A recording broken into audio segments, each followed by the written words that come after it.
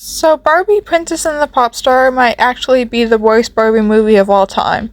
And that's not just because it ripped off Barbie's first ever movie, but it's also because the movie itself is nonsensical.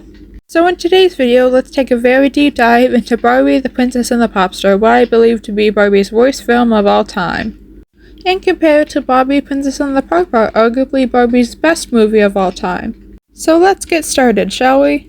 Grab your popcorn, because this is going to be a wild ride.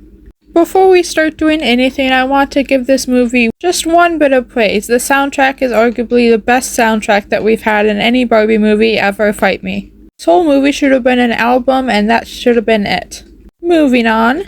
So I actually like the opening of the movie because it starts with a pretty sick opening musical sequence with Kira singing one of her hit songs. And you've just gotta hear a little bit of this. I'm not gonna play a lot of it for copyright reasons, but you've just gotta hear a tiny bit of this. It's awesome.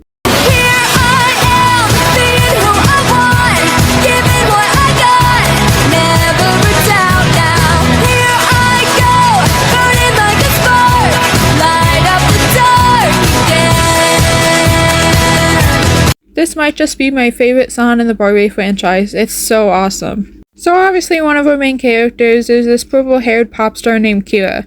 And then our other main character is this blonde princess named Tori. She has this very strict aunt named Aunt Amelia who keeps her in line because she likes to cause mischief, which we'll get to later. So in this scene, Tori asks her aunt if she can go down to the concert, and the aunt says no and tells her to fix her hair. Which leads to the first nonsensical scene of the movie, where it appears that Tori pulls a hairbrush out of thin air and magically transforms her hair into a different style. So there's obviously magic in the universe, whatever, that's not my issue. There's a Barbie movie, of course there's going to be magic. My problem is that it looks like she literally pulls the hairbrush out of thin air. Pay attention to her dress in this footage. You can clearly see that there's no pockets in her dress, so where in the world does she pull that hairbrush out from? There is no way in the world she should have been able to do this. Hey, you know how I was just talking about how great the music is in this movie? Well, forget I even said that, because the next song is just a rip-off of Girls Just Wanna Have Fun. But princesses wanna have fun. Oh, princesses wanna have... Anyway, Princess Tori and her two younger sisters are causing antics in the ballroom. And by the way, Kira's microphone is also magical. So now we get to the next ridiculous scene in the movie that makes no sense. As Kira was saying, two backup performers literally jump out of the ground. Like, watch that, they jump up out of the ground, it makes no sense. Again, there is no way they should have been able to do this. More antics are caused in the ballroom, Kira finishes her song, and the princesses head back to the room. I love this part where they're all just literally making fun of their aunt, and then Princess Tori says, "Oh, she doesn't get hurt feelings, Meredith." Right after her sister says, "I hope we didn't hurt her feelings."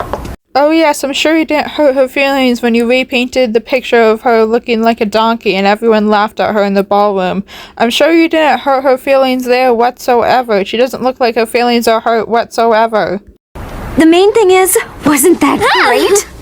I gotta be honest, I'm not loving Princess Tori so far. Hopefully Kira is much better of a character. The record company was just a tad concerned about the budget. Budget? Crider, I've been working my tail off for the last 2 years to get this broadcast. It'll take my career to the next level, which makes it massively important that it be perfect. Oh, so she's just a spoiled brat. Got it. Did you forget where you're going, or is there something else?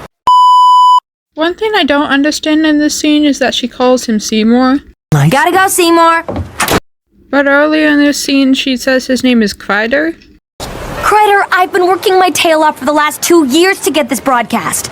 So is his name Seymour or Crider? We'll never know. So then she literally just complains that she has to do things like lighting, scheduling, and budgeting. And that she can't just sing songs and make music all day long. If only I didn't have all this other garbage. Lights, sound, scheduling, payroll, check, double check, make it work.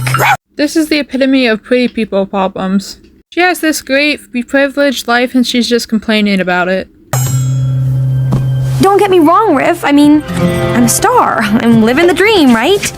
So she does acknowledge her privilege, but then she immediately goes back to complaining about her life, and in fact she says that she wishes she had Princess Tori's life.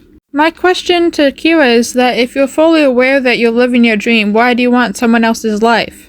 What, just because you have to do work sometimes you wished you had a completely different life? She's the definition of ungrateful.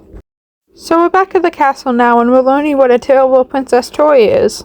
I was willing to overlook the exploding cupcakes at tea and the skunk at the embassy ball. I even made excuses when you hid the Prime Minister's teeth. Just his uppers. I'm just having a bit of fun, that's all. We also learned that Toy absolutely refuses to write a welcome speech. Because of this, her aunt grounds her. Toy still refuses to work on her speech. And then she complains about being a princess and talks about how she wishes she was a pop star instead. So both Toy and Kira are both ungrateful, spoiled brats. And those are our main characters for this movie, everyone. And now it's time for another terrible song where they both literally just sing about how they wish they had each other's lives. I wish I had her life. I wish I had her life. I wish I had her life. I wish I had her life. I wish I had her life. I wish I had her life. Well, now you've met our two main characters. That's going to be it for part 1. Come back for part 2 where we discuss more of the movie. Bye, guys!